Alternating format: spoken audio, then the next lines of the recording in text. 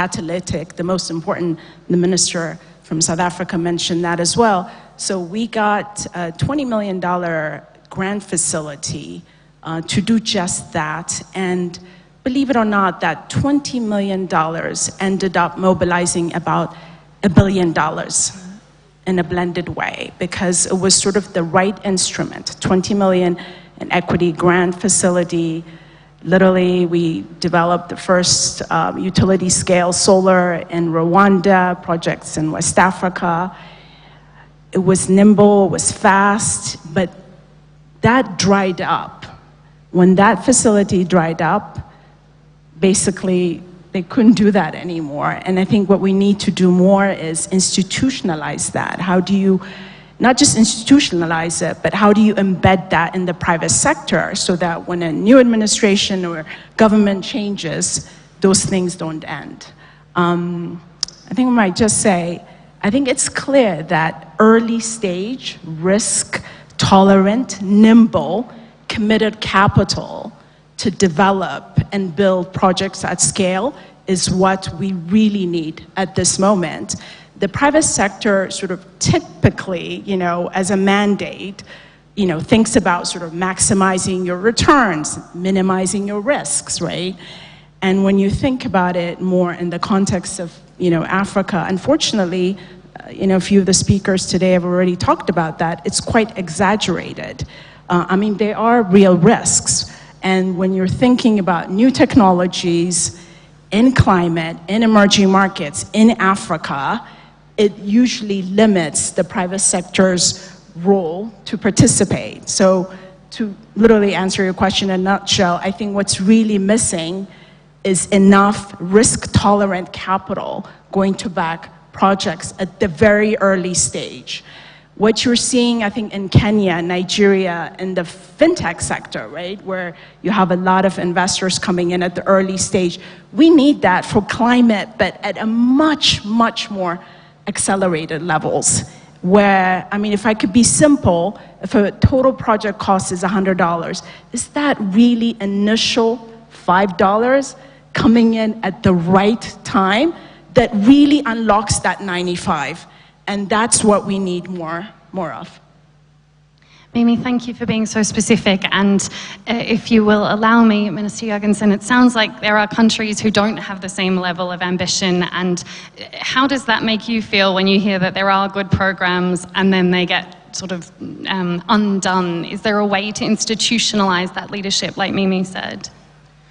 Well, there's a lot of things we can do internationally to also improve the structures. For instance, the multinational development banks, especially the World Bank, they are in the middle of a reform process now and a new president, and I think there's definitely some potential there. Also, some countries, my own included, but also Sweden and others, have developed national measures where we use our own investment funds, so public investment funds for development policies. We use them as an instrument to de-risk and thereby mobilize private financing. So this also then means that governments need to be able to take the risks and also be able to argue to their publics, the taxpayers that at the end of the day pay for this, that sometimes we lose money, because that's the whole idea. Sometimes we will spend public money that, because it's a risky project, they will be lost. But bottom line will be that at the end of the day, we will have mobilized many, many times more than we could have done if we had not chosen these models. Thank you. And Mimi, you've also given us unless you wanted to have another bite of that. I'll come back to you, I promise. But Mimi's given us another segue to Dennis, actually, because you were talking about the right capital at the right stage, and you talked about early stage investments and project prep. Dennis, we were speaking about this before the panel, but would love to hear your thoughts, especially around this reform agenda. What can institutions like export banks be doing, and why is that early stage capital so important? No, thank you very much for having me. As a development financial institution, Afreximbank looked at ourselves and say, are we really fit for purpose in terms of attracting the capital that will be required for this transitional financing? Most of you remember that African Export-Import Bank is owned by African government. And in 2009, we began being rated by international rating agencies. And it's been a journey. So far, we have migrated from BBB- to BBB+ and even A. So we are then able to attract the necessary capital. But we have also made ourselves fit for purpose in terms of providing development partners with a credible story. Our own interventions on the continent in terms of both mitigation and adaptation has been very obvious. But in addition to that, what we've looked at is there's a problem both on the demand and supply side. So what do we do to ensure that on the demand side, there are credible, bankable projects? 4 years ago, we established a project preparatory facility. And to date, we have managed to bring $6 billion worth of projects out of that unit. But we recognize that there is more that is required. So we have also established a joint project preparatory fund.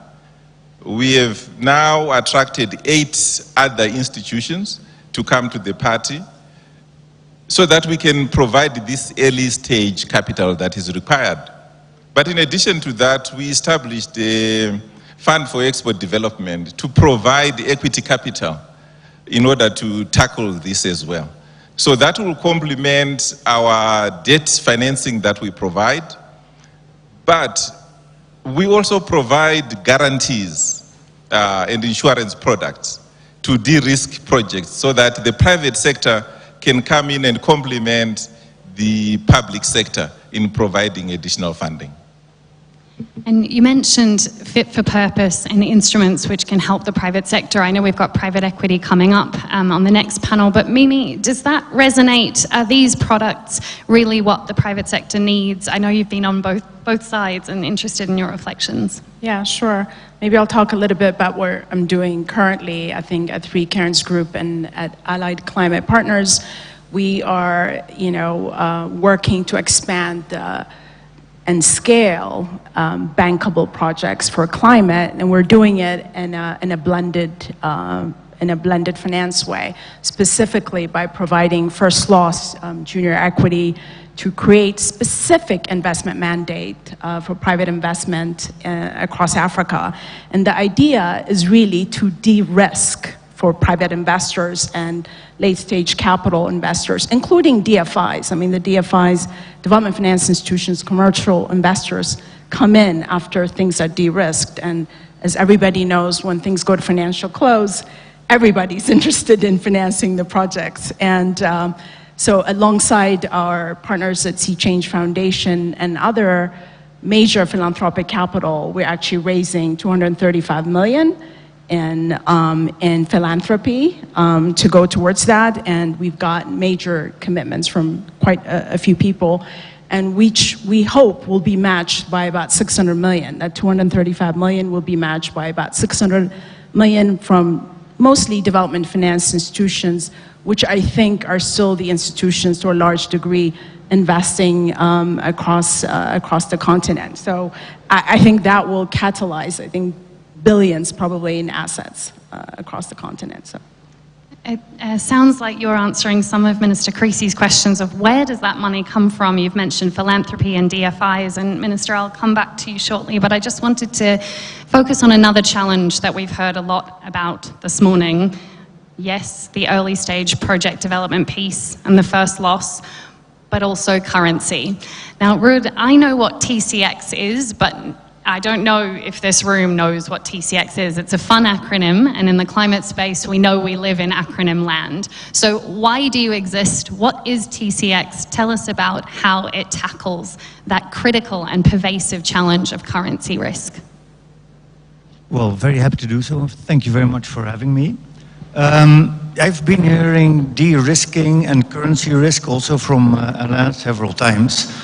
And what we see in practice is that many private sector players that are looking at Africa to invest don't want to touch the currency risk. And the currency risk makes many projects unbankable.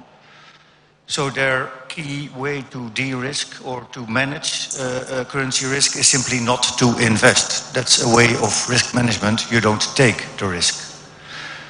Now, the purpose in life of TCX is actually